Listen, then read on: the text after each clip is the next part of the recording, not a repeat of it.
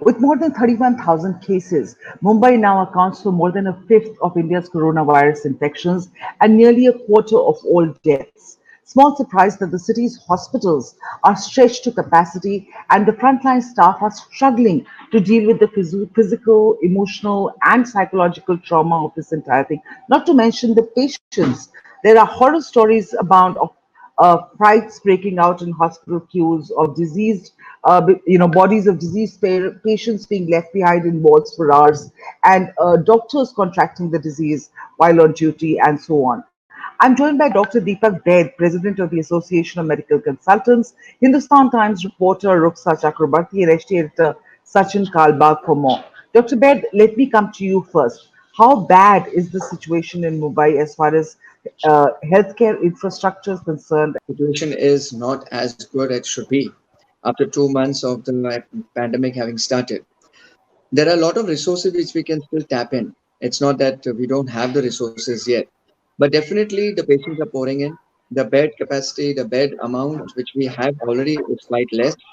Government is trying to increase the bed capacity even at ground level. The new concept has started as jumbo centers which are coming up, where it is going to open in BKC and NSCIs, where not only is going to be a quarantine or isolation center, it's going to be a treatment facility also, like DCHC and DCH, where intensive care, even ICU will be at a ground level for the first time.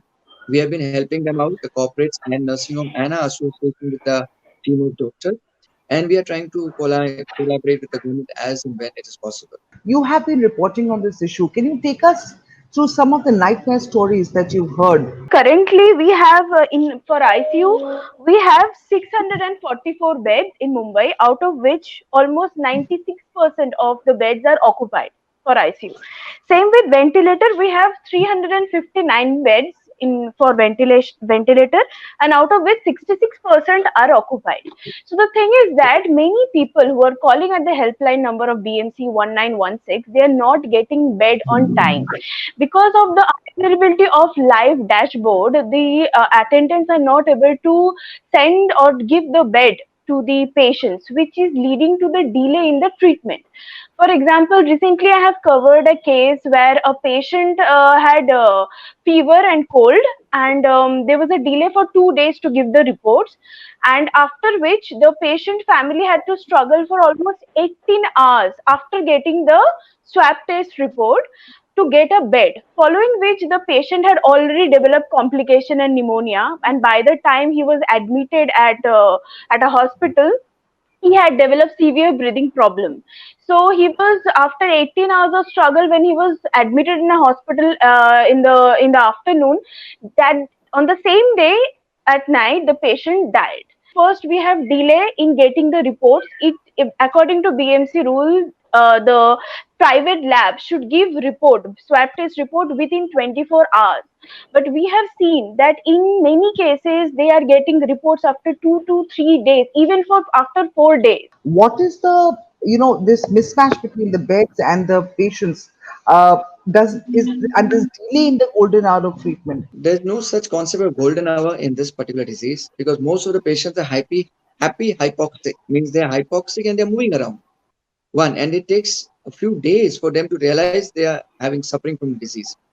What we are facing now is a bed crunch, bed crisis, for two reasons. One, there's an immense panic among the patients and the citizens. Those who do not need bed also occupying beds. 90% of the patients do well without much efforts. They come out very well just with oxygen therapy. The most important thing is pulse oximetry, that is a saturation check of the patient, whoever is COVID positive. There has been system Right. put in place that the health officer should go to the house of the patient and check the pulse oximetry. So that is as far as the panic situation is concerned. Definitely, the bed requirement is much higher than the number of beds available. It is the duty of the government to arrange for the same. We have had enough time, 2 months period to arrange for the same. In fact, now also the corporate hospitals have given only 10 to 20% of their beds. There is a possibility to increase the capacity to a huge amount, and then immediately, and what we require just now is intensive care units, intensive care, because otherwise oxygen therapy itself helps most of the patient, 90% of the patient. It is the 10-15% of patients who require intensive care where we require to do it urgent basis, and we need to monitor those patients who may go bad. The thing is, if Right. the patient is at home also, the monitoring at home is important, the pulse oximetry at home is important. And even if they come to a setup which is like a CCC, that is community care center. We need to advance the community care center. One more issue which is faced by patients is those who are not having the reports in time. And these patients, when they go bad, they are nowhere. They are not taken accepted by the hospitals which are COVID positive hospitals. Right. Neither they are accepted by the COVID negative hospital, thinking that they may be COVID positive, which is obvious. A patient who's hypoxic means the sugar oxygen less with a patch in the lung. Even if the COVID report is negative, he's taken as a COVID positive patient and he has to be treated accordingly. Unfortunately, none of the government guidelines are talking about those patients who fall in this particular gray area. Their report is negative, but they are COVID positive, is what you're saying. No report can be 100% foolproof. And the incidence of false negativity is nearly 30 to 40%. In a patient, the way you take the swab, the virulence, amount of virus, so invariably there's 30% negative chances are there. One. Second thing, more than the swab, we are, as doctors, we are depending more on the report. As saturation is the most important thing, which we have not seen anything in our entire 25 years, 30 years of practice. We can now clinically judge that this patient can be COVID positive, not report wise, but a diagnosis wise. Second thing is a patch in the lung, which we have never seen before. It is easily identifiable now by a clinician to say that this is a COVID patient. Unfortunately, for these suspect patient, there's no facility and no guidelines have been set. Only there's been a triage area. This patient lands up at a nursing home level. Who knows that this is a corona patient has to send back.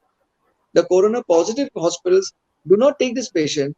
And are these being counted in the final statistics of the positive patients? Yeah, only the ones who are COVID positive by PCR, by the lab swab test, only they are considered as positive. Across India, you're saying that the numbers could be much higher than what are being reported, because you're saying 30 to 40% are these false negatives, right? It will be not only India, it will be across the world, because these are technical difficulties and technical analysis. But that and then shortage in number of beds. How is BMC looking at dealing with the situation going forward? The BMC's resources are stretched beyond imagination. One is that there is a lack of expertise because a lot of different departments are being brought together and they've been told to screen patients, they've been told to identify contacts, high-risk contacts are being identified, and there are literally thousands of teams that are going around in the city with practically no expertise because they're all administrators. They're not medical professionals, or all of them who are going around. Point number one. Point number two is that our knowledge about the disease itself is evolving. I'll give you an example that happened to a very dear friend of mine. He thought that he is COVID positive because he was getting breathlessness. He had lost his sense of smell. He had fever continuously for about 8 to 9 days, and the fever wouldn't go down below 100. So he was panicking. He called me up, and we all called up 1916. He was put on hold until a doctor came and tried to assess. Firstly, getting information about a fever clinic to go there and get yourself checked itself is a task by itself. Okay.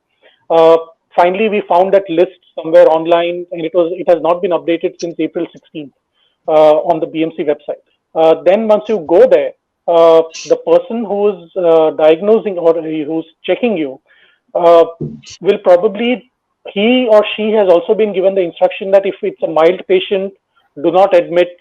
If it's a asymptomatic patient, do not admit. Encourage that person to go back home, etc. So this person has gone back home. Now his fever finally subsided after 11 days. However, when he was on the 7th day of the fever, he had this panic. So like Dr. Baid said, all people who are panicking are directly going to the hospitals, stretching the system further, which means that all the private hospitals and all the government hospitals have to come together. Also, private hospitals, despite a government order in terms of price caps, several private hospitals are charging a huge amount of money because because of ICU bed facilities, because of ventilators, because of oxygen therapy, etc. Now, I know for a fact that the BMC is doing a great job given its resources. So we are looking at a crisis that is beyond anybody's imagination. What is the way forward? How do you? Should the government, state government, should they be appropriating more hospital beds from the private sector, from the corporate sector? Frankly speaking, the systematic approach to address the infection is lacking. The concept, even the PPE which was given earlier, and even now for that matter, is not too standardized. Even now, defective PPEs are being given which are not even fully covering the doctors and the healthcare workers. Just happening and making records and statistics is not the right way.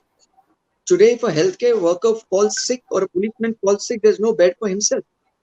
And if I go to a battle with the fear that I may not find a bed for myself if I fall sick, more of DCHCs and more of dedicated healthcare centers and emergency centers, and definitely oxygen therapy has to go at the doorstep of the patients. Now we are admitting a lot of patients because of lack of bathrooms, because there are slums. Now these patients are occupying a lot of resources. Now if we can give portable bathrooms to them near their own sources or something like that has to be developed. Now all these things which are advanced things which are coming up should cater to the 5 or 10% of the population which are going critical. The 85 to 90% of the patients are not critical. They will improve the oxygen therapy and simple therapy. So we need to Right. increase those type of resources. And these all which have been created, BKC and the other ones which are jumbo facilities, should cater to those.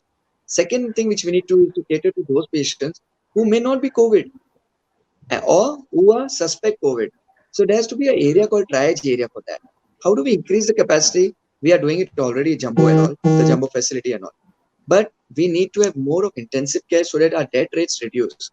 And death rate can be reduced only by corporate who have got dedicated intensive care unit. If you take a private nursing home, which is 10 bed, 12 bed into your fold and take over by the government, and which is in societies, they may not be able to cater to the patient and reduce the death rate.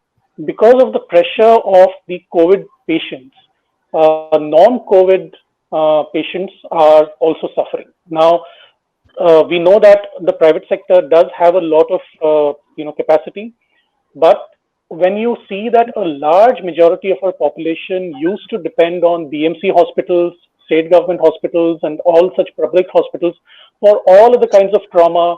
Suppose there's an accident, suppose there's a cancer patient, suppose there's a TB patient, suppose there's a heart patient, kidney patient. All these people have been unable to find public healthcare, access to public healthcare, primarily because the entire system has been stretched and stressed, looking at catering to COVID patients. Nearing the big monsoon season in the city, where which will give rise to further issues, flooding, because of which cholera will rise, because of which gastroenteritis will rise, swine-related issues will rise. All of that happens in the monsoon season in Mumbai. While the chief minister has taken meetings and has had deliberations with district collectors and administrators, I'm sure despite all these preparations, there will be a surge in non-COVID issues during the monsoon. So we need to be prepared now. I would like to just make a mention through your forum to all the citizens. We have been noticing a lot of videos being put viral of dead bodies, and citizens have been taking photographs. It's very, very sad and insensitive because the pandemic which we are facing is the first time in our lifetime. There are no beds. Whenever a person dies, to identify the body, we have the identification, but when we fill up a certificate, we need the Aadhaar card. Most of the relatives are quarantined. Right. We don't have any relatives coming forward. We cannot ship the body to mortuary because the mortuary will not take a body without a certificate. So we need to identify a location within the ward to keep these bodies, which is not available because there are no beds. So we have to put a screen around them. We're in it together. Let's work together to come out of this crisis that is on our hands.